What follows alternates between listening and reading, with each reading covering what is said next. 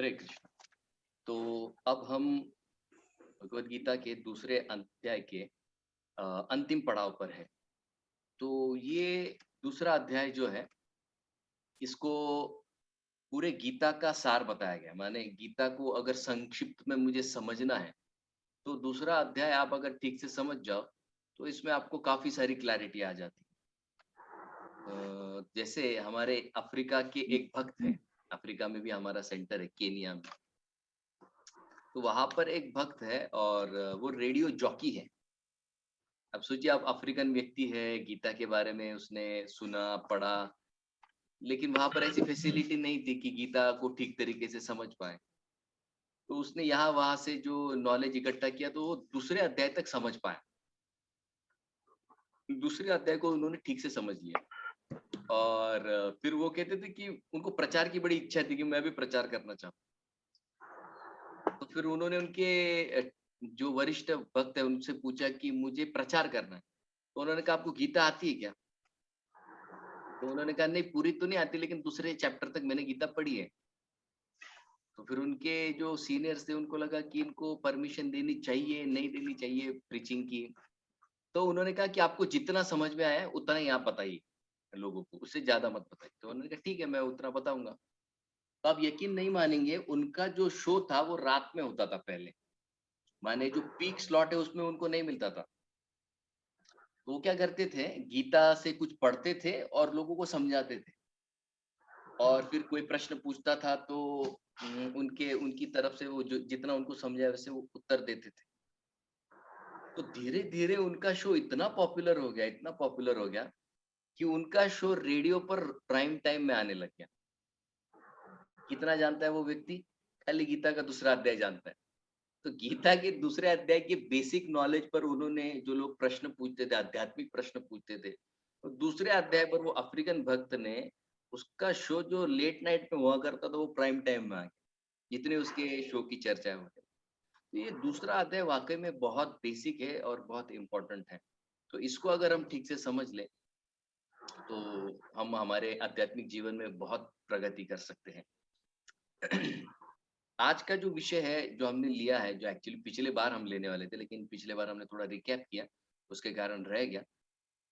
तो ये जो विषय है, अगर जीवन में हर परिस्थिति में हमें खुश रहना है, तो ये आज का विषय आप बस ठीक से समझिए। इसमें वे सारे सूत्र दिए गए हैं भगवान कृष्ण ने, जिससे हमको पता चल सकता है कि हर अवस्था में हमें तकलीफ क्यों होती है, पहली बात। दूसरी बात उस तकलीफ को कैसे सहन करना है या उसके परे जाना है या उसमें से कैसे प्रैक्टिकल सॉल्यूशन निकालना है, ये इस दूसरे अध्याय के अंतिम पड़ाव में दिया गया है। एकदम प्रैक्टिकल सेशन है। बस ठीक से आप सुनिए और श्लोकों को समझ लीजिए, प्रभुपाद जी के तात्पर्य बहुत सुंदर है इसमें। तो जैसे एक छोटा-सा रिकैप लेते हैं 47 टू 50 में कर्म और बुद्धि, अर्जुन के मन में क्या है, कर्म और बुद्धि इन पर डाउट है कि कर्म अच्छा है कि बुद्धि योग अच्छा है। तो 47-48 में कर्म की व्याख्या करते हुए वो फेमस श्लोक लिया है जो हमने आपको पिछली बार याद करने के लिए दिया था। वो 2.47 था, कर्मण्यवाधिकारस्ते, वो श्लोक आपको याद करना है। ओके? तो वो श्लोक में हमने ये देखा कि हमारा एरिया ऑफ इन्फ्लुएंस क्या है, हम कहाँ तक हमने किसी चीज़ में दखल-अंदाज़ी करनी चाहिए। तो कृष्ण एकदम क्लियर कहते हैं, कर्मण्यवाधिकारस्ते, आपका जो है सिर्फ कर्म करने का अधिकार है। मा फलेषु कदाचन, फल की इच्छा आपके अनुसार नहीं है। और कोई ये सोचता है कि भाई मैंने मेहनत की है तो मुझे फल मिलना चाहिए, तो वो भी माइंडसेट गलत है। माते संगोस्तु अकर्मणि, अकर्मणि तू कहेगा अरे मेरे हाथ में कुछ नहीं है तो छोड़ ही दो ना काम करना, तो वो भी अलाउड नहीं है। तो 3 चीज़ें अलाउड नहीं है, 1 चीज़ अलाउड है। तो ये सारी चीज़ें हम हमारे रिश्ते-नातों में भी लगा सकते हैं। मान लीजिए फैमिली लाइफ है, हस्बैंड-वाइफ है या बच्चे हैं, पेरेंट्स हैं। तो कई बार ये प्रश्न पूछा जाता है कि हमारे घरवाले हमारा नहीं सुनते, हमारा बेटा या बेटी हमारा नहीं सुनते हैं। तो माता-पिता को ये पता होना चाहिए कि भई आपका रोल कहाँ तक है। कर्मण्य एव अधिकार, आपका अधिकार कहाँ तक है? सिर्फ़ कर्म करने का आपका अधिकार है। माने आप आपके बच्चों को समझा सकते हो, उनको ठीक तरीके से बता सकते हो। वो समझेंगे ही ये आपके अधिकार में नहीं है। कर्मण्य एवं अधिकार, समझाने का फल क्या है वो समझ जाए। लेकिन यहाँ पर तो फल के बारे में क्या कहा जाए, फल आपके हाथ में है ही नहीं। तो वहां पर जबरदस्ती नहीं चलेगा। क्यों? क्योंकि वो आपके एरिया ऑफ इन्फ्लुएंस में नहीं पड़ता।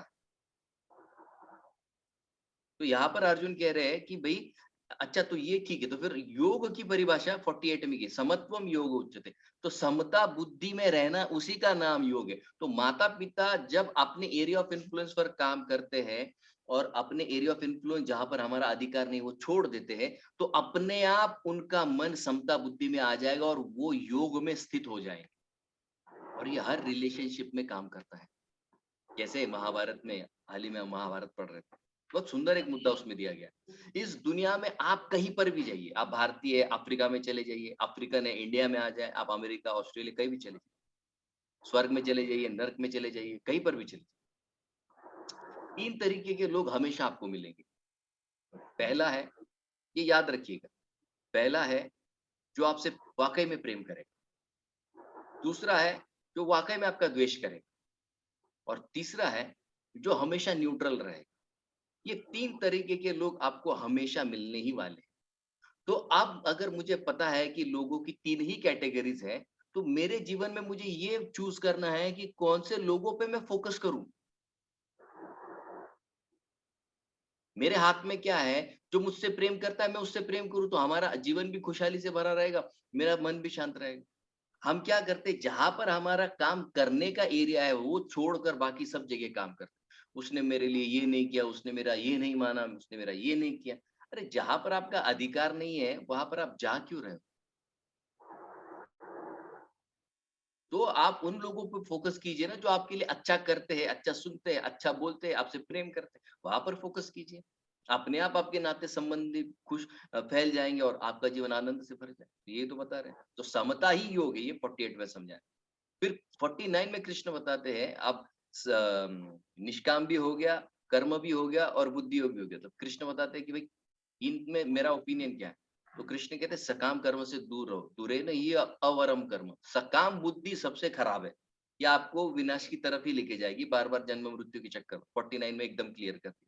यानी सकाम बुद्धि तो आपको विनाश की तरफ ही लेकर जाए। फिर क्या करे? बुद्धो शरणमन्विच्छ। तो भगवान कृष्ण कहते हैं समता बुद्धि का आश्रय ले लीजिए। और 50वें श्लोक में बताते हैं कि फिर अगर समता बुद्धि का मैंने आश्रय ले लिया तो क्या होगा? तो निरंतर आप समता में स्थित हो जाओगे। और यही फिर क्या होगा? आपके कर्म योग सुकौशलम। तो कर्म में योग की कुशलता है। ये हमने पिछली बार डिस्कस किया था। योग कर्म सुकौशलम माने क्या? कर्म में योग कुशलता है, न कि कर्म में कुशलता योग है। कर्म में कुशलता योग का उदाहरण हमने लिया था चोर। चोर कुशलता से चोरी करेगा तो वो उसका योग हुआ क्या? ना, क्योंकि उसको गलत रास्ते पे लेके जाएगा, दूसरे लोग को तकलीफ होगी।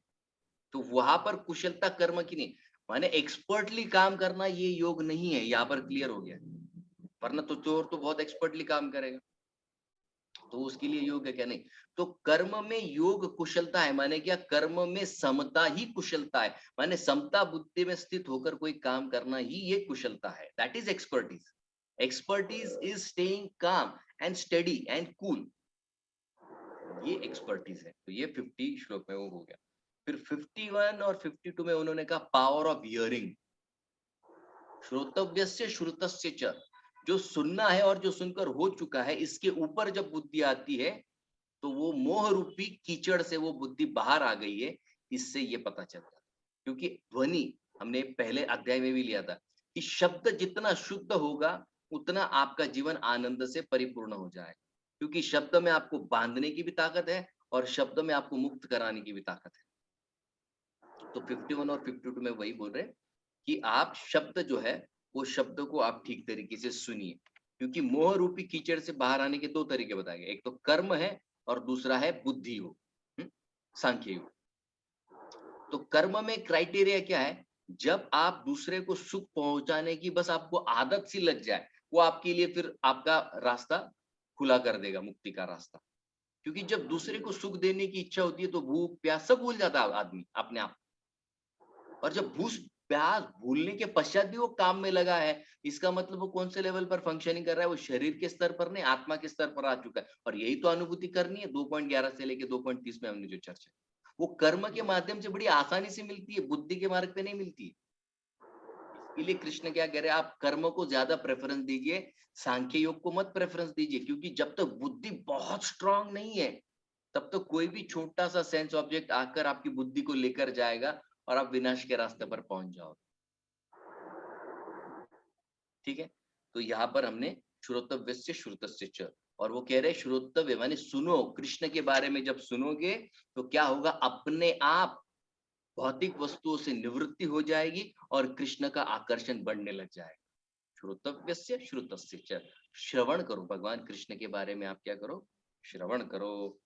और 53 में उन्होंने कहा श्रवण करने से बुद्धि निश्चला हो जाएगी और अचला माने परमात्मा में स्थित हो जाएगी। तो निश्चला और अचला, इसकी व्याख्या हमने पिछले सेटिंग में की थी। निश्चला माने बुद्धि जो है श्रवण करने से निश्चल हो जाएगी, और वही निश्चल हुई जो बुद्धि है वो जब परमात्मा में पूरी तरह से स्थित हो जाती है उसको अचला कहा जाता है। जैसे माउंटेन अचल है, वो चलेगा नहीं, कहीं नहीं जाएगा, लेकिन माउंटेन के ऊपर का जो पेड़ है वो हिलता है और बहुत ज्यादा जोर से हवा आई तो वो उखड़ जाता है, तो वो निश्चल है, माने मूवमेंट उसमें है, लेकिन अचल में कोई मूवमेंट नहीं होता।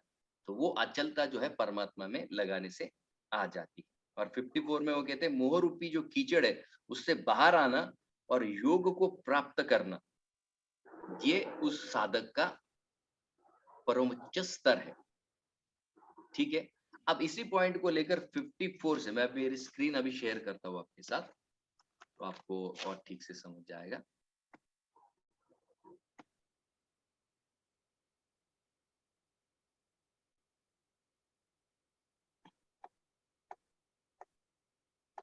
ठीक है, तो ये श्लोक पर हम रुके थे। श्रुति विप्रतिपन्नाते यदा स्यास्यते निश्चला समाधाव अचला बुद्धि, अचला बुद्धि हमको वो स्तर प्राप्त करना है। ठीक है, समाधाव अचला बुद्धि तदा योगम अवाप्स्यसि, तो उस समय दिव्य बुद्धियों की प्राप्ति हो जाएगी। कब? जब श्रुति विप्रतिपन्नाते माने जो अलंकारिक भाषा से विचलित हुए बिना ही कोई व्यक्ति स्थिर रहता है शास्त्रों की वाणी को सुनकर भी, तो वो फिर दिव्य बुद्धियों को प्राप्त करता है। यहाँ पर हमने समाप्त किया था। आज का जो सेक्शन है वो ये श्लोक से शुरू होता है। अब ऐसा जो स्थित प्रज्ञ व्यक्ति है, अर्जुन उसके विषय में और गहराई से पूछ रहे हैं। तो ये स्थिति तक हमको सबको पहुंचना ही पड़ेगा, यहाँ पर ऑप्शन नहीं है लाइफ में, क्योंकि आप हमें अगर आनंद पूर्वक यहाँ पर रहना है इस दुनिया में, तो ये सारी चीजें हमें सीखनी ही पड़ेगी। इसके बगैर वरना फिर वही डिप्रेशन और वही एंजाइटी और वही डर, इससे ही हम गिरे रहेंगे जब तक ये सारे प्रिंसिपल्स हम नहीं ठीक से समझते। ओके, तो यहाँ पर अर्जुन उस व्यक्ति के बारे में पूछ रहा है जो स्थित प्रज्ञ हो चुका है, जो समता बुद्धि को प्राप्त हो चुका है। उस व्यक्ति के लक्षण क्या है? स्थित प्रज्ञ से का भाषा, भाषा माने क्या, डेफिनेशन क्या है उसका, उसके लक्षण क्या है? भाषा माने जनरल लक्षण क्या है? समाधिस्तस्य केशव, और जो व्यक्ति समाधि में स्थित हो चुका है, स्थितधि किम प्रभाषेत किम आसीत व्रजेत किम। अब यहाँ पर अर्जुन कुछ प्रश्न पूछ रहे हैं। क्या प्रश्न पूछ रहे हैं 54 श्लोक में? तो उस व्यक्ति के बारे में पूछा जा रहा है जो स्थित प्रज्ञ है। तो स्थित प्रज्ञ व्यक्ति, भाषा, भाषा माने उसके लक्षण क्या है, जनरल सिम्टम्स जिसको हम कहेंगे अंग्रेजी में, जनरल सिम्टम्स क्या है? स्थित धी किम प्रभाषेत, वो कैसे बोलता है, किम आसीत, वो कैसे रहता है, किम व्रजेत, वो कैसे चलता है। ये 3 या 4 लक्षणों के बारे में कृष्ण आप हमें विस्तार से बताइए। तो इसी श्लोक को लेकर अभी आने वाले जो 20 श्लोक है उसका विस्तार होगा। तो 4 चीजें पूछ रहे अर्जुन। भाषा माने जनरल लक्षण क्या है, वो किसके, समाधिस्थ से, जो व्यक्ति समाधि में माने समता में पूरी तरह से एस्टैब्लिश्ड है, अभी हटेगा नहीं वहां से। स्थित धी किम प्रभाषित, वो कैसे बोलता है, किम आसीत, कैसे रहता है, किम व्रजेत, कैसे चलता है। ये 4 लक्षणों के बारे में आप हमें कृष्ण बताइए। तो यहाँ से ये सेक्शन शुरू होता है। अब कुछ चीजें हम समझ लेंगे कि यहाँ पर जो पूछा जा रहा है वो एक्चुअली किस चीज के बारे में पूछा जा रहा है, वो क्या पूछ क्या रहे हैं एक्चुअली। चलना माने क्या? चलना माने जनरली भी व्यक्ति चलता है। हुँ? तो चलने और बोलने और बैठने और उठने में इतना क्या विशेष है? हुँ? तो यहाँ पर हमको ये चीज़ को समझना होगा, ठीक है? तो यहाँ पर 6 और 57 में प्रभाषेत, प्रभाषेत माने वो कैसे बोलता है। किम आसीत कैसे बैठता है और किम व्रजेत कैसे व्यवहार करता है। तो ये आप नोट कर लीजिए कौन से श्लोक में किसका उत्तर मिलेगा, ठीक है? प्रभाषेत कैसे बोलता है, 56-57 में आंसर मिलेगा। किम आसीत कैसे बैठता है, 58 से लेकर 63 में। और व्रजित कैसे चलता है और कैसे व्यवहार करता है, 64 टू 71 जो लास्ट श्लोक का पड़ता है, माने लास्ट श्लोक से पहले एक 72 से फाइनल है, 71 में वो कंक्लूड करेंगे, ठीक है? तो यहाँ पर भाषा माने क्या, जनरल सिम्टम्स क्या है, प्रभाषित माने क्या, ये टर्म समझ लीजिए। हाँ, ये इस पर ही विस्तार करने वाले हैं। प्रभाषित, प्रभाषित माने क्या, वो कैसे बोलता है। अब बोलने में इतनी क्या बड़ी बात है, नहीं, बोलना व्यक्ति का तब मायने रखता है, वो क्या बोलता है ये तब समझ में आता है जब उसके जीवन में कोई प्रोवोकिंग सिचुएशन आती है। प्रोवोकिंग माने उद्विग्न करने वाली जो स्थिति है। उदाहरण से समझते हैं। मान लीजिए किसी ने आपको कहा आप कितने अच्छे दिख रहे हो, आप कितने सुंदर दिख रहे हो, तो तुरंत क्या रिस्पॉन्स है? आप बहुत प्रसन्न हो गए या न्यूट्रल रहे? क्या है? वो मन में क्या भाव आता है? आपने तुरंत आपके मन में क्या उद्गार आते हैं? क्या बोलने की इच्छा होती है? इससे पता चलता है कि आपकी भाषा क्या है। या फिर आपको किसी ने कहा, "कमाल है यार, तुमको इतनी अकल नहीं है। ये छोटे-छोटे काम तुम ठीक से नहीं कर सकते।" ये भाषा हो गई। या कोई कहता है, "यार, तुझ जैसा भद्दा आदमी मैंने नहीं देखा।" अब आपको क्या बोलने की इच्छा हो रही है? इसको कहते हैं प्रभाषा। रिस्पॉन्स टू प्रोवोकिंग सिचुएशन क्या है उस व्यक्ति का? हमारे दैनंदिन जीवन में हमको चेक करना पड़ेगा। जैसे नींबू है, नींबू को जब हम निचोड़ते हैं तो उसमें से मीठा आम का रस नहीं निकलता है, क्योंकि अंदर क्या भरा हुआ है, खटास भरी हुई है, खट्टापन ही निकलेगा बाहर। वैसे ही जब हमको परिस्थिति निचोड़ती है, क्या निकलता है, भाषा क्या निकलती है अंदर से। जब कोई स्तुति करता है तो क्या भाषा निकलती है, कोई निंदा करता है तो क्या भाषा निकलती है, अंदर जो है वही बाहर निकलेगा। तो भैया स्थितप्रज्ञ कैसे बोलता है, माने रिस्पॉन्स कैसे करता है। किसी ने भाषा जब इस्तेमाल की तो इसकी भाषा क्या होती है? ये अपनी पुरानी भाषा पर आ जाता है या भक्तों वाली भाषा इस्तेमाल करता है या दिखावे की भाषा करता है या जेन्युइनली जो अंदर है वही दिखाता है? क्या है? तो ये था भाषा।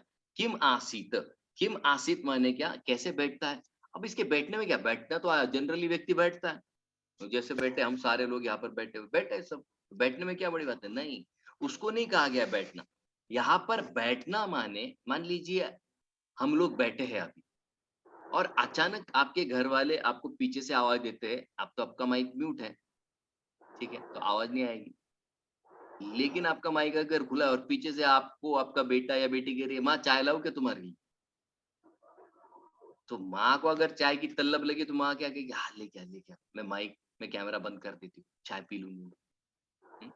तो इससे क्या पता चलता है कि जब इंद्रिय विषय वस्तु सामने आती है तो आपका रिस्पॉन्स क्या है। आपकी आंखें उधर भागती है, जिह्वा उधर भागती है, नाक उधर भागती है, या आप उसको पकड़ कर रख सकते हो। इसको कहते हैं चलना। इंद्रिया कौन से दिशा में चलती है, वो चलने को कहते हैं व्रजेत। और आखिरी में आता आसित, आसित माने सॉरी, संपर्क करने का जो तरीका है उसे कहते हैं आसित माने बैठना। इंद्रियों ने कुछ देखा तो कहाँ पर वो बैठी रहती है या चली जाती है, उसको कहते हैं बैठना। और व्रजेत माने क्या, चलना। तो इंद्रिया बाहर की दिशा में चली कि अंदर की दिशा में चली, इसको कहते हैं व्रजेत। तो अब ये जो है, इन्हीं श्लोकों पर हम अब विस्तार से समझने की कोशिश करेंगे और हमारे डेली लाइफ में इसका कैसे इस्तेमाल करना है, ये हमको आज पता करना है, ठीक है। तो आइए आज के सेशन को शुरू करते हैं। ये जनरल सिम्टम्स बताए गए हैं। भाषा, यहाँ पर भगवान कृष्ण 55 में जनरल सिम्टम्स बताएंगे, वो आप पहले समझ लीजिए। तो यहाँ पर बता रहे हैं 55 में, प्रजाहाति यदा कामान सर्वान पार्थ मनोगतान आत्मन्येव आत्मनः तुष्ट स्थित प्रज्ञस्तदोच्यते। भाई किसको स्थित प्रज्ञ कहेंगे जनरली टर्म्स में? क्या उसके लक्षण हैं? जनरल लक्षण क्या है? बहुत सुंदरता से यहाँ पर बताया गया है। प्रजा हाथी यदा कामान, तो देखिए प्रोपा जी यहाँ पर प्रजा हाथी को क्या लिखते हैं, ये मेरा मार्कर जहां पर घूम रहा है, देखिए प्रजा हाथी। प्रजा हाथी माने त्यागना। त्यागना माने क्या? जब इच्छा मन में आती है, कामान, कामान माने इच्छा या वासना जब मन में आती है, तो ये व्यक्ति क्या करता है? उसे पकड़ कर रखता है या उसे छोड़ देता है? क्या करता है? प्रजा हाथी यदा कामान सर्वान पार्थ मनोगतान। मनोगतान माने क्या? यहाँ पर कृष्ण बता रहे हैं कि अर्जुन ये बात तू क्लियरली समझ ले। ये मनोगतान शब्द बहुत इंपॉर्टेंट है हमारे लिए, ये मैंने पिछली बार भी आपको बताया था। जो भी इच्छाएं है मन में उत्पन्न होती है वो आत्मा में नहीं पड़ती है। आज की स्थिति में हमारे अंदर जो भी इच्छाएं पड़ती है वो मन से ही आती है। तो फिर आप कहेंगे मेरा मंदिर आना, कथा सुनना, हाँ, ये आत्मा की इच्छाएं है। क्यों? क्योंकि अभी बुद्धि तीक्ष्ण हो रही है, तो आत्मा समझता है कि मेरी क्या इच्छा है और मन की क्या इच्छा है। मान लीजिए कि आपके घर पर मेहमान आ गए, ओके, घर पर मेहमान आ गए और आपको उसी समय मंदिर में आपका हर हफ्ते का लेक्चर है। हर हफ्ते मान लीजिए बुधवार के दिन आप आते हैं और उसी दिन आपके घर मेहमान आ गए। अब घर में मेहमान आ गए तो आपको तो जाने की इच्छा है, लेकिन मन क्या कहता है? अरे रुक जाओ यार, इतने दिन के बाद मेहमान आए हैं, फिर कब आएंगे? ये तुम्हारी कथा तो हमेशा चलती रहती है, कथा में एक दिन मिस कर दो तो क्या फर्क पड़ता है तुम्हारे लिए? तो ये कौन बोल रहा है? ये मन बोल रहा है। तो ये हमको अंतर समझ में आना चाहिए कि कहाँ मन बोल रहा है और कहाँ मेरी इच्छा है। तो यहाँ पर बता रहे हैं मनोगतान, सारी जितनी भौतिक इच्छाएं हैं वो मन से ही उत्पन्न होती है। मन ही उसका पावर हाउस है। मनोगतान, प्रोपा जी लिखते हैं मनमानी, माने मन से जो उत्पन्न हुई है। लेकिन ये व्यक्ति क्या करता है? मन में आई हुई इच्छा को साइड में रख देता है, लेकिन आत्मा की जो इच्छा है, आत्मन्येव आत्मनः तुष्ट, वो कहता है नहीं भाई, आत्मा की प्रगति के लिए जो भी लगेगा वो मैं करूंगा। ऐसा व्यक्ति अगर है, स्थित प्रज्ञस्तदोच्यते, वो स्थित प्रज्ञा वाला व्यक्ति है, वो समता बुद्धि वाला व्यक्ति है, ये समझ जाना चाहिए। ठीक है, एक ही मिनट। हाँ, मैं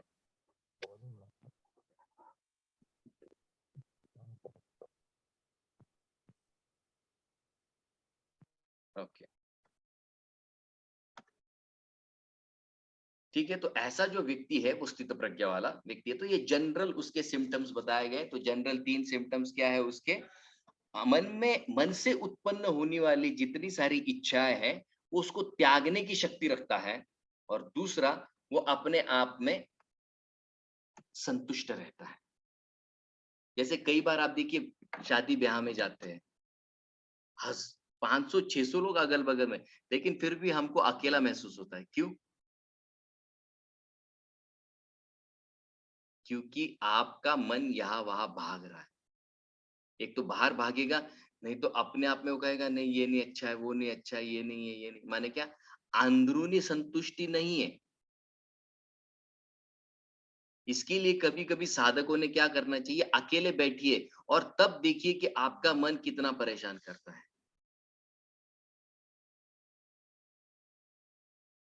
तो यहाँ पर वो कह रहे आत्मन्य एवात्मनः तुष्ट, जो अपने आप में संतुष्ट है, फिर वो किसी भी स्थिति में डाल दो उसको, उसको फर्क नहीं पड़ेगा। तो ये जनरल सिम्टम्स यहाँ पर 2 बताए गए हैं। तो ये जनरल सिम्टम्स 55 श्लोक में यहाँ पर है। ठीक है, अब आगे चलते हैं 56 में। अब यहाँ पर 56 और 57 हमने क्या देखा? ये किसका आंसर है?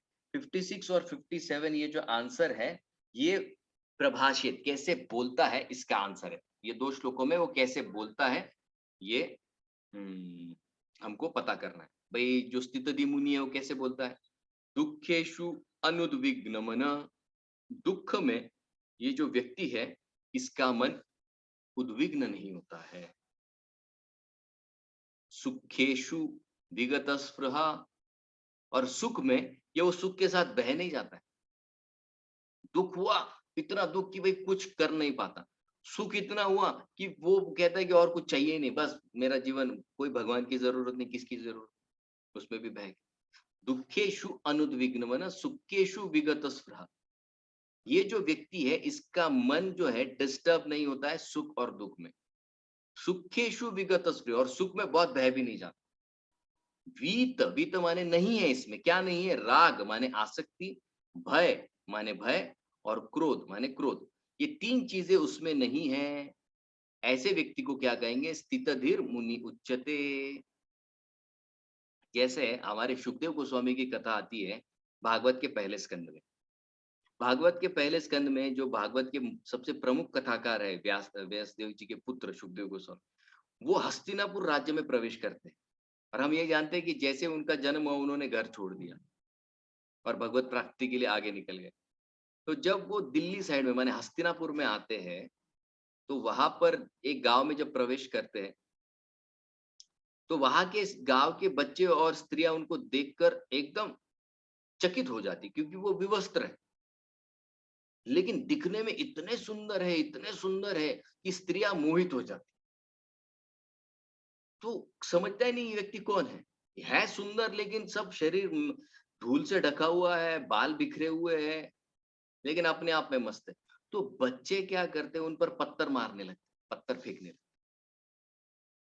उनको कोई फर्क नहीं पड़ता, कोई उन पर थूक देता है, फर्क नहीं पड़ता। दुखेशु अनुद्विग्न मन सुखेशु विगत स्पृह वीत राग भय क्रोध स्थितधीर मुनि, ये स्थितधि है। इनकी मति में चंचलता नहीं उत्पन्न हुई, अरे इसने मुझे ऐसा क्या कर, इसका मतलब चंचलता आ गई। तो विकार नहीं पड़ता है इनके मन में, ये बहुत इंपॉर्टेंट है। मान लीजिए कोई व्यक्ति मुझे कुछ कह देता है और तुरंत मैं रिस्पॉन्ड करता हूं, तो इसका मतलब क्या है? मेरे मन में विकार पड़ गया, मेरे मन की शांति खत्म हो गई। तो ये हो रहा है क्या, ये हमको चेक करना है, और कितना फ्रिक्वेंटली होता है ये भी हमको चेक करना है,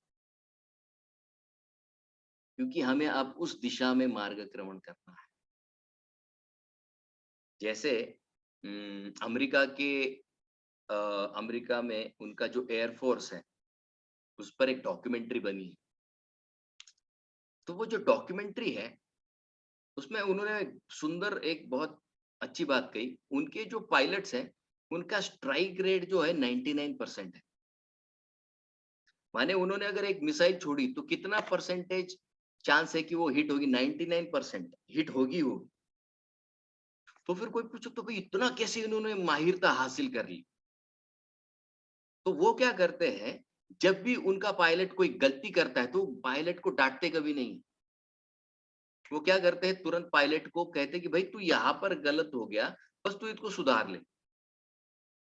और तुरंत पायलट उसको सुधारता है, और फिर उसका नेक्स्ट फ्लाइट में वो गलती नहीं करता है। गलती कम कम कम कम करते जाता है, क्योंकि हर बार उसको गलती बताने वाला टीचर होता है, ये गलती है, ये गलती है, ये गलती, इसको सुधारो सुधारो सुधारो सुधारो। तो हमको भी ये जो दुखेशु अनुद्विग्न है, सुखेशु विगत स्प्रिय है, वीत राग भय क्रोध, ये होगा। कब होगा? जब हमें ये बताने वाला होगा कोई कि भाई यहाँ गलती हुई है, इसको सुधार लो, गलती हुई है, सुधारो, गलती सुधारो, गलती सुधारो। इतना करते रहेंगे तो एक दिन निश्चित रूप से स्थितधीर मुनि उच्चते बन जाएंगे। बनना ही होगा, ये बनेंगे ही बनेंगे हम लोग, इसमें गारंटी है। बस हमारे रिस्पॉन्सेस क्या है, इसको हमें चेक करते रहना है। अपने आप हम स्थितधि मुनि उच्चते, स्थित मुनि बन जाएंगे। तो यहाँ पर ये बता रहे, जैसे हमने सुखदेव गोस्वामी के उदाहरण से इसको सुना। 57 श्लोक में और आगे के लक्षण बता रहे हैं। यह सर्वत्र अनभिस्नेह तत्यत प्राप्य शुभाशुभम न अभिनंदन्ति न द्वेष्टि तस्य प्रज्ञा प्रतिष्ठिता। यहाँ पर वो बता रहे हैं, यह सर्वत्र अनअभिस्नेह, स्नेह, स्नेह माने जैसे पेरेंट्स का बच्चों के प्रति स्नेह होता है, माने प्रेम होता है, या उनमें आसक्ति होती है, उनमें लगाव होता है। यह सर्वत्र अनअभिस्नेह तत्त प्राप्य शुभ अशुभम। तो यहाँ पर वो बताते हैं कि सर्वत्र माने अगल बगल में या सृष्टि में जितनी भी घटनाएं हो रही है उससे वो अनअफेक्टेड रहता है। जैसे 11वें स्कंद भागवत में ये उदाहरण आता है। एक ईशकार है, ईशकार माने क्या, एरो मेकर, बाण बनाता है। तो वो बाण बनाने वाला जो है उसकी स्तुति की गई है भागवत के 11वें स्कंद में, क्योंकि होता क्या, उसके गांव में जो राजा है वो राजा की पालकी निकलती है और पालकी में तो इतने बाजे गाजे उसका आवाज हो रहा है, लेकिन ये जो ईशकार है इतना वो बाण बनाने में एब्जॉर्ब्ड है कि अगल बगल में क्या हो रहा है उसको पता ही नहीं। न तो राजा की पालकी देख के बहुत हर्षित हो गया, न तो इधर उधर किसी ने कुछ कहा इससे वो प्रभावित हुआ। क्यों? क्योंकि पूरा जो कनेक्शन है बाहर से हट गया, अंदर की ओर कनेक्शन चला गया। एक छोटी सी स्टोरी सुनाते हैं आपको, इससे ये पॉइंट क्लियर हो जाएगा। एक गांव है, वहां पर एक व्यक्ति है, वो राजा के पास आकर कंप्लेंट करता है कि सब लोग मुझे चिढ़ाते हैं, कुछ भी कहते हैं, कोई कुछ भी बोलकर चला जाता है, मुझे बिल्कुल अच्छा नहीं लगता, मेरा मेरे रात की नींद, मेरा दिन का चैन सब खत्म हो चुका है। राजा सुन लेता है और राजा कहता है ठीक है। तो उसके राज्य की जितने भी बड़े बड़े मुस्टंड है उनको बुलाता है, बोलता है इधर आओ। बोले इसके हाथ में एक तेल का बर्तन जो तो पूरी तरह से भरा हुआ है। बोले और क्या करना है? बोले इसको पूरे गांव में घुमाओ और इसके बर्तन का एक बूंद भी तेल नीचे गिरा ना, इसकी गर्दन काट दे। तो बोले बाप रे, ये क्या, मैं तो प्रॉब्लम लेके आया था, आप कर क्या रहे राजा? बोले जाओ करो। और फिर उसने डिंडोरा पिटवाया राजा ने गांव में कि जाओ और गांव वालों को बताओ कि आज तुमको इसको जो गाली देना है दे दो। तो फिर वो उसकी नजर, वो जब बाहर निकलता है उसकी नजर वो बर्तन पर है, क्योंकि अगर बर्तन का एक बूंद तेल गिरा तो मरना ही मरना है। तो फिर वो जाता है, वो लेकर जाता है और सब लोग गाली दे रहे, कोई हंस रहा है, कोई मजाक कर रहा है, लेकिन इसका इतना ध्यान नीचे वो तेल की तरफ, तेल तेल तेल तेल तेल, गिर गया तो मर जाएंगे, गिर गया तो मर जाएंगे। पूरा गांव घूम कर आता है। राजा बोलता है तेल गिरा क्या? बोले बिल्कुल नहीं, ये देखो एक बूंद गिरा नहीं, किधर भी नीचे कुछ नहीं है। बोले कैसे किया तुमने ये? बोले क्या आपने बोला था, मेरा मन तो इधर उधर गया ही नहीं। तो फिर राजा बोले तुमको पता है क्या गांव वाले तुमको क्या क्या कह रहे? बोले मेरा ध्यान ही नहीं था उधर। क्यों? क्योंकि ध्यान अंदर है। उसी तरीके से हमको कहाँ फोकस करना है और कहाँ फोकस नहीं करना है हमको चूज करना पड़ेगा। जैसे व्यक्ति ने चूज किया कि मैं इधर ही फोकस करूंगा, बाहर नहीं फोकस करूंगा, तो अपने आप क्या हो गया, तस्य प्रज्ञा प्रतिष्ठित, उसकी बुद्धि इतनी स्थिर हो गई कि बाहर से लोग कुछ ताना मार रहे, कुछ कर रहे, कि नजर ही नहीं जा रही, जाएगी कैसे? न अभिनंदन थी न द्वेष्टि, किसी ने अच्छा कहा तो खुश भी नहीं हुआ और किसी ने बुरा कहा तो बुरा भी नहीं लगा भाई हमको। तस्य प्रज्ञा प्रतिष्ठित, प्रज्ञा अपने आप प्रतिष्ठित होगी, बुद्धि अपने आप स्थिर हो गई। स्थित धीर मुनि उच्यते, तस्य प्रज्ञा प्रतिष्ठित। इतना ये प्रैक्टिकल है। ठीक है। अब आने वाले जो श्लोक है 58 से 63, इसमें तीसरा प्रश्न कवर किया जाएगा। इसको कहते हैं सेंस कंट्रोल। सेंस कंट्रोल माने क्या? सिटिंग, आसीत। ये कैसे बैठता है? आसीत माने इसके इंद्रिय कितने इसके कंट्रोल में हैं, ये कैसे पता चलता है? तो यहाँ पर 58 श्लोक में उसको उदाहरण से बताया गया है। तो ये आपके सामने ये श्लोक है। यदा संहरते चायम कुर्मोंगानीव सर्वशः। कुर्म माने कछुआ, अंग माने उसके जितने सारे अंग हैं, सर्वश माने सारे के सारे जो अंग है, संहरते, संहरते माने खींच लेता है अंदर। जैसे कछुए में इतनी शक्ति होती है, आप बाहर से उसको हाथ लगाओ तुरंत अंदर समेट, माने क्या उसका खुद पर कंट्रोल है अंदर समेटने। इंद्रियाणि इंद्रियार्थेभ्यस, उसी तरीके से आँख को जब रूप दिखता है, नाक को जब गंध आती है, जीवा को रस, त्वचा को स्पर्श और कान को जब ध्वनि आती है, तो क्या हम में ताकत है उसको बाहर की ओर भागने देना है या अंदर की तरफ खींचना है? ये ताकत हम में है जैसे कछुए में है। तो ये जो स्थित प्रज्ञ व्यक्ति है इसमें वो ताकत होती है सेंस कंट्रोल की, वो विड्रॉ कर सकता है।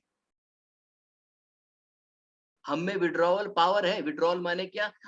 Do we have the no power? हम में नो पावर है क्या? नहीं कहने की ताकत है क्या हम में? खींचना माने क्या? आप उसको नहीं कह सकते हैं क्या?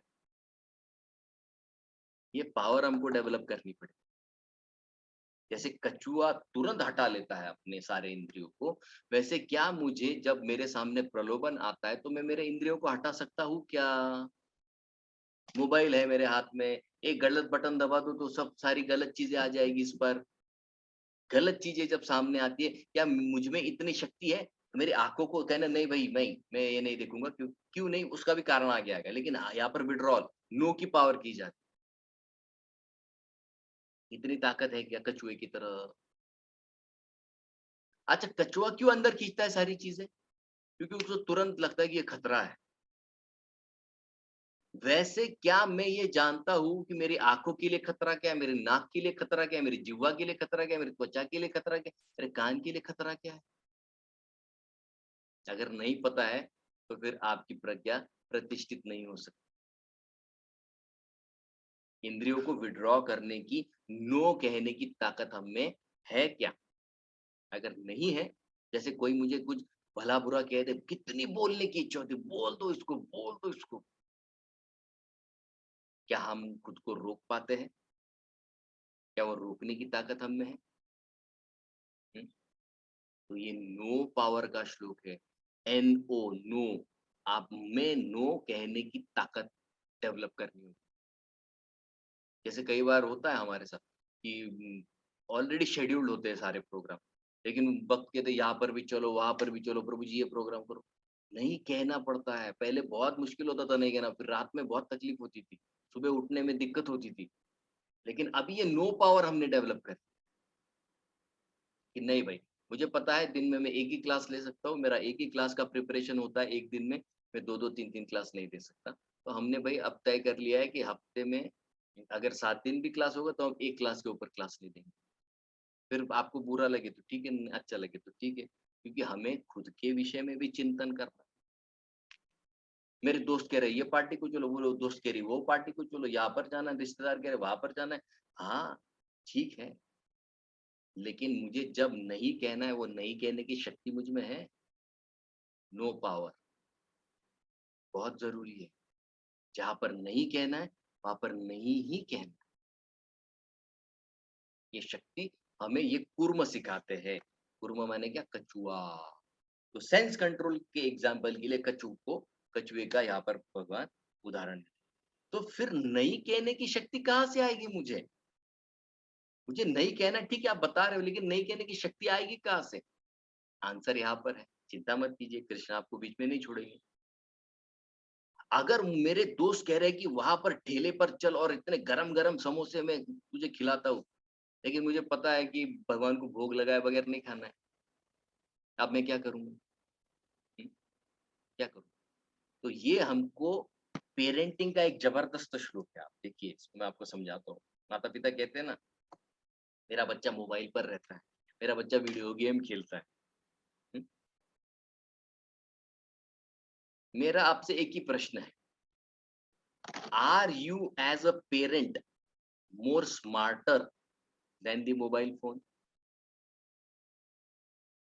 एक माता या पिता के रूप में क्या आप उस मोबाइल फ़ोन से ज़्यादा स्मार्ट हैं?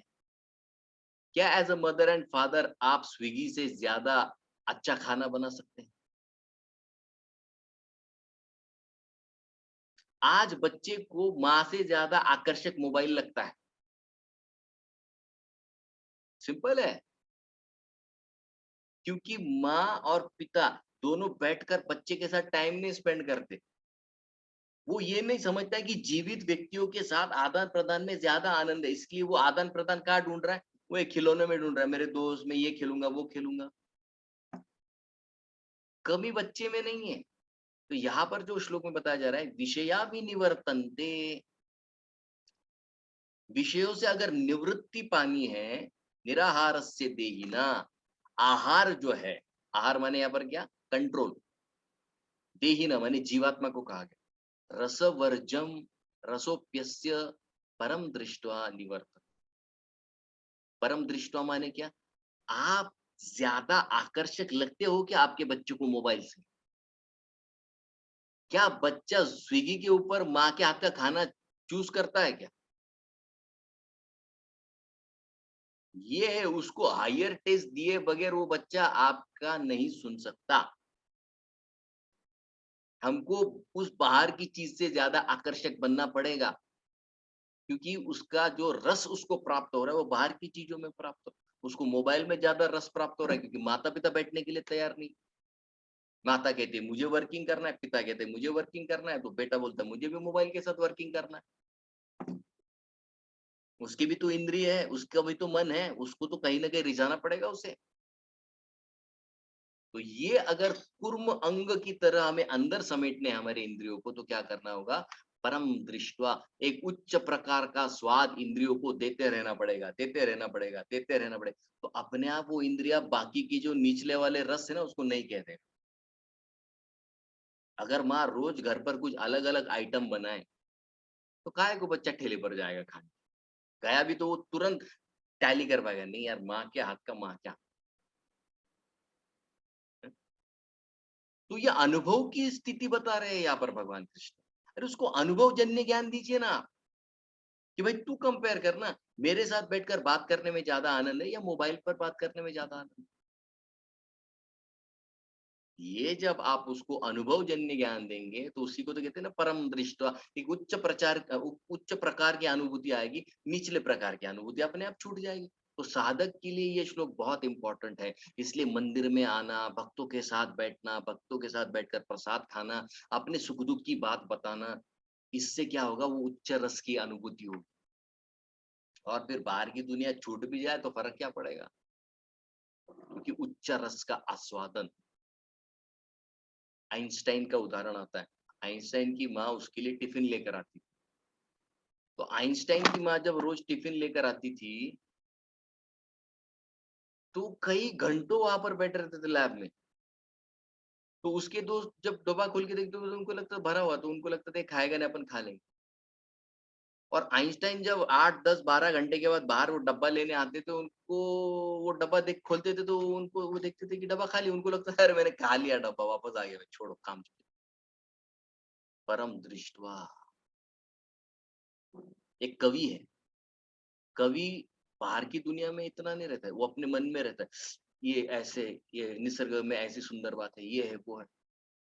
वो चीजों में अपने मन को इतना लगा दिया है कि बाहर की चीजें उसको तकलीफ नहीं देती। बुद्धिमान साइंटिस्ट एक चीज में इतना लगा देते, बाहर की कोई चीज उनको तकलीफ नहीं देती। हम्म? अहंकार, भगवान की सेवा, भगवान का सेवक हूँ, भगवान के नाम का प्रचार करूँ, अहंकार है, ये भी शुद्ध अहंकार है, ये जरूरी है। इसको लगाओ भगवान की सेवा, फिर देखो कैसा रस आता है। रस की बड़ी जरूरत है। बिना रस का कोई व्यक्ति जी ही नहीं सकता है। माँ बच्चे के आदान प्रदान में रस है, पति पत्नी के आदान प्रदान में रस है, समाज में आप जाते हैं वहां पर आदान प्रदान में रस है। ये रस की अनुभूति है, ये रस की बात की जा रही है, रस शास्त्र है यहाँ। ये जब तक मन को नहीं देंगे, मन निचला वाला स्वाद नहीं छोड़ेगा। क्योंकि मन को रस की जरूरत है, उसको आस्वादन करने की। तो आंखों से वो रूप का आस्वादन करे, नाक से गंध का आस्वादन करे, जीभ से रस का आस्वादन, त्वचा से स्पर्श का आस्वादन, कानों से ध्वनि का आस्वादन, वो आस्वादन करना चाहता है। तो Krishna consciousness is not about saying कि ये मत करो, वो मत करो, ये मत देखो, वो मत नहीं। कृष्ण कॉन्शियसनेस बोलता है ये देखो, राधा रानी की सुंदरता को देखो, कृष्ण की सुंदरता को देखो, अच्छा अच्छा प्रसाद खाओ, अच्छी अच्छी जगह पर घूमो। ये कृष्ण भक्ति नहीं कहने के लिए नहीं है, कहती है हाँ अच्छा और अच्छा करो और अच्छा करो। प्रैक्टिकल है कृष्ण भक्ति। हम बच्चों को क्या कहते हैं, बाहर क्यों गया, पार्टी क्यों गया, और उसको मंदिर में लेके आओ ना, नचाओ यहाँ पर। वो वहां पर डिस्कोटेक में जाने से बेटर यहाँ पर नाच बेटा। कितना नाचना है तुझे, कपड़े खोल कर नाच, कोई भी दिक्कत नहीं, नाच। फैसिलिटी बनवाइए बच्चों के लिए, खुद के लिए, खुद के मन के लिए फैसिलिटी बनवाइए। हमें नाचने की इच्छा, आइए मंदिर में नाचिए। अच्छा खाना खाना है, मंदिर में आइए, प्रसाद खाइए, घर पे बनाइए, घर को मंदिर बनाइए। कोई जरूरत नहीं मंदिर में आने की, घर को मंदिर बनाइए। भगवान को अच्छे अच्छे व्यंजन भोग लगा के खाइए। इतना आसान है, क्योंकि बगैर रस के मन नहीं मानेगा, बिल्कुल भी नहीं मानेगा, क्योंकि उसकी वो जरूरत है। और वो जरूरत जब तक पूरी नहीं करेंगे, फिर वो आपको एंजाइटी, स्ट्रेस, डिप्रेशन में लेके जाए, निश्चित रूप से लेकर। क्योंकि आप उसकी जरूरत नहीं पूरी कर सकते। जैसे शरीर को खाना नहीं दोगे तो वो बीमार हो जाएगा, वैसे मन को रस नहीं चखाओगे, वो बीमार हो जाए। और ये बीमारी का ही नाम स्ट्रेस, एंजाइटी, डिप्रेशन, फलाना फलाना जो भी है वो सब। रस की कमी, एक तो मैत्री के रस की कमी है, माता पिता के प्रेम की कमी, कहीं ना कहीं कुछ कमी है, वहां पर वो रस का आस्वादन नहीं कर पा रहा है, इसलिए संतुष्ट नहीं बैठ पा रहा है, यहाँ वहां घूम रहा है। ठीक है, ये यहाँ पर बताया गया। अब 68 श्लोक में यहाँ पर अभी बताया जाएगा कि जो उच्च स्वाद ही हमारे सक्सेस का कारण बनेगा। क्योंकि दबा दबा कर आप इंद्रियों को रखोगे तो एक दिन फट जाएगा, इतना फटेगा कि फिर वो लोग कहेंगे अरे भक्त है कि क्या है, इसके लिए वो करना नहीं है हम। तो यहाँ पर आप आने वाला जो श्लोक है, अगर हम उच्च स्वाद की अनुभूति नहीं कराएंगे मन को तो क्या होगा, यहाँ पर वो खतरा बताया गया है। 60 श्लोक में वो खतरा बताया गया है कि अगर हम मन को उच्च स्वाद नहीं देंगे तो क्या हो सकता है। यत तो ही अपि कौन्तेय पुरुषस्य विपश्चित इंद्रियाणि प्रमाथीनि हरन्ति प्रसभम मन। तो ये कह रहे हैं कि भाई आपने मन को आस्वादन नहीं कराया अच्छी चीजों का, तो मन क्या करेगा, यत तो ही अपि कौन्तेय, हम जो मन को नियंत्रित करना चाहते हैं, इंद्रियों को नियंत्रित करना चाहते हैं, फिर कौन, पुरुषस्य विपश्चित, विपश्चित माने यदि प्रभुपाद जी क्या लिखते हैं, विवेक ज्ञान से युक्त, माने अगर कोई व्यक्ति पूरा ज्ञान से भरा हुआ है, इंद्रियानी प्रमाथीनी, अगर इंद्रिया उस व्यक्ति की उत्तेजित हो जाए, हरंती प्रसव मन, वो मन को ऐसा दूर लेके जाएगी कृष्ण से, ऐसा दूर लेके जाएगी, गलत काम करवा देगी। क्यों? क्योंकि मन को आप उच्च स्वाद नहीं दे रहे हो। तो उसका उदाहरण क्या है, विश्वामित्र मुनि इतनी कठोर तपस्या में लगे थे, इतनी कठोर, समर सीजन में, अभी इस साल जो है कई सालों में से इतना गर्मी कभी नहीं हुआ है भारत में, ऐसा कहा जा रहा है।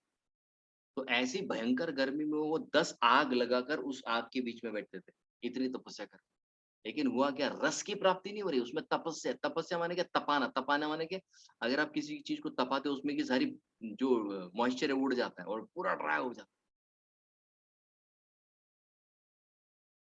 तो ये ड्राइनेस हमारे लिए घातक है, ये ड्राइनेस हमारे लिए घातक है।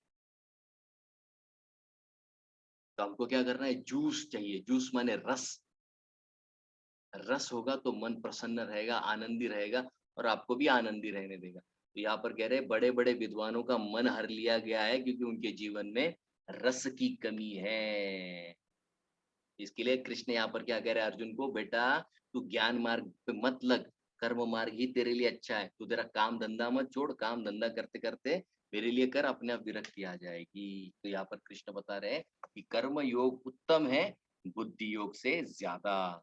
और 61 श्लोक में अब पहली बार कृष्ण खुद का जिक्र करेंगे कि भाई किसके लिए ये सब कुछ करना है और कैसे करना है। इसका यहाँ पर अगर सेंस कंट्रोल करना है तो उसका सबसे आसान तरीका यहाँ पर बताएगा। तानि सर्वाणि संयम्य युक्त आसीत मत्पर वशे ही यस्येन्द्रियाणि तस्य प्रज्ञा प्रतिष्ठित। तो पहली बार कृष्ण यहाँ खुद के बारे में कह रहे, युक्त आसीत मत पर, ये देखिए ये श्लोक का शब्द है मत पर। मत पर माने मत माने मैं, तुमको क्या करना है, तानि सर्वाणि संयम्य, सारे इंद्रियों को अगर संयमित करना है तो उसको क्या करो, युक्त, युक्त माने क्या, मुझ में जोड़ दो। आंखों को मेरा रूप दिखाओ, नाक को मेरा गंध सूंघाओ, जीवा को मेरा महाप्रसाद खिलाओ, त्वचा को मेरा स्पर्श कराओ, कानों से मेरा कीर्तन, मेरा कथा सुनाओ। वश ही यस्य इंद्रिय, अरे इंद्रिय अपने आप वश में आ जाएगी। और क्या होगा, तस्य प्रज्ञा प्रतिष्ठा, और आपकी जो प्रज्ञा है, आपकी जो बुद्धि एकदम स्थिर हो जाएगी, फिर वो मन को यहाँ वहां नहीं जाने देगी। क्योंकि एक बार मन वीक रह गया, मन कब वीक रहेगा, हमने पहले पिछले श्लोक में देखा है 659 में, क्या देखा है 59 में, क्या देखा, रस की कमी से मन वीक बन जाता है। जहाँ पर रस नहीं है मन अपने आप वीक हो जाएगा, और जहाँ बहुत रस है फिर मन में अपने आप शक्ति है, वो नहीं चाहिए जा, रस की कमी है। तो यहाँ पर रस के विषय में चर्चा की जाए। और फिर कोई कहेगा कि ठीक है आप कह रहे हो सारे इंद्रिय और मन को मुझ में लगा दो, भाई नहीं लगाएंगे आप में, क्या होगा, क्या होगा अगर आप में नहीं लगाएंगे। तो फिर यहाँ पर ये बहुत इंपॉर्टेंट श्लोक है जो हम सबको अगले सिटिंग में, माने अगले फ्राइडे तक आपको याद कर कर लाने हैं, 62 और 63। इसमें जितने भी आपके माइंड से रिलेटेड प्रॉब्लम है उसको एकदम सिंपल करके समझा दिया गया है। लाइफ में कभी भी कोई प्रॉब्लम आए, ये 2 श्लोक उठाकर देख लो और इसकी शुरुआत जो समझ जाए वो उसका जीवन अपने आप यशस्वी हो जाए। ये इतना इम्पोर्टेंट 2 श्लोक है। 62 और 63 आपको याद करना, ओके? ध्यायतो विषयान पुंस, ध्यायतो, सारे फसाद की जड़ को यहाँ पर बताया। ध्यायतो माने देखिए ये शब्द को नोट कर लीजिए, बड़ा इंपॉर्टेंट शब्द है चिंतन। सारा प्रॉब्लम्स, जीवन के जितने सारे प्रॉब्लम्स है वो चिंतन से शुरू होते हैं, ध्यायतो। उदाहरण, अजामिल, वैश्या को देखा, वैश्या को परपुरुष के साथ गमन करते हुए देखा, लेकिन शुद्ध परिवार का था, घर पे आया और घर पे बैठे-बैठे अजामिल क्या करने लगे? चिंतन करने लग गया, वैश्या, वैश्या, वैश्या, वैश्या।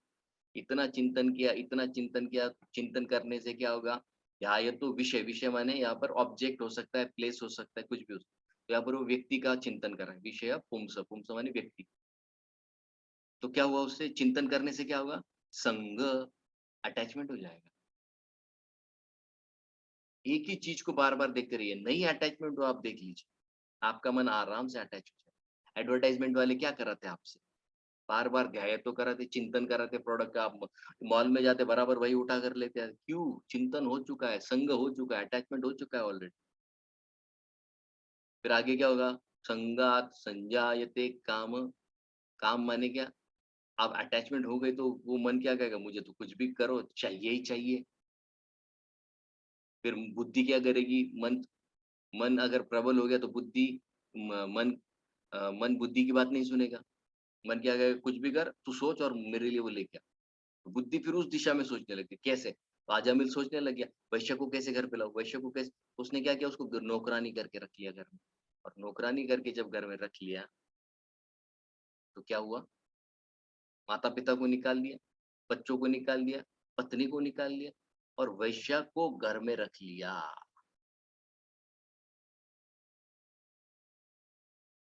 काम अभी चाहिए ही चाहिए। क्यों? अटैचमेंट हो चुका है। संगात संजायते काम, काम उत्पन्न हो गया, पॉसेसिवनेस आ गया, भाई मुझे तो चाहिए।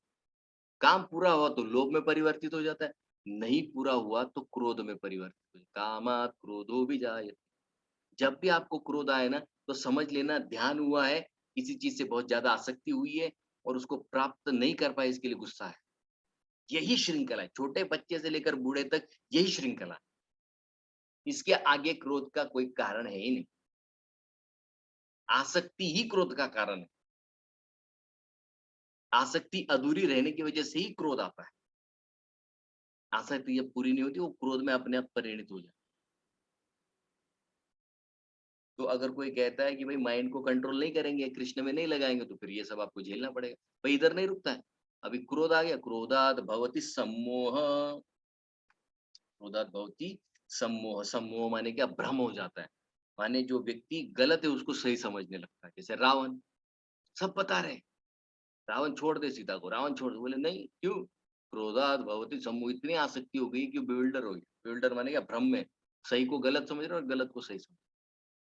सम्मोहात् स्मृति विभ्रम, स्मृति विभ्रम माने क्या? बुद्धि काम नहीं करेगी। माने क्या? कि जो पिछले अनुभव है मेरे, ये करने से ये तकलीफ हुई, वो करने से वो तकलीफ हुई, वो सब भूल जाओगे आप, सब भूल जाओ।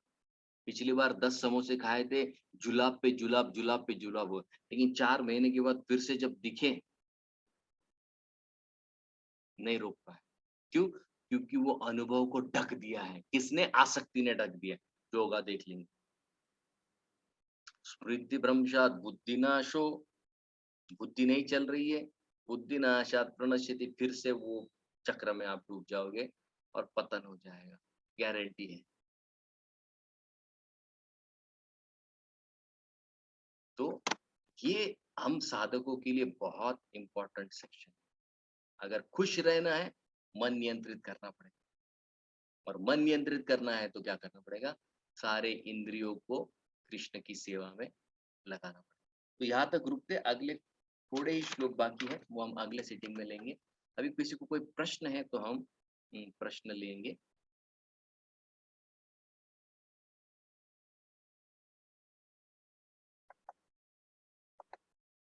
ओके।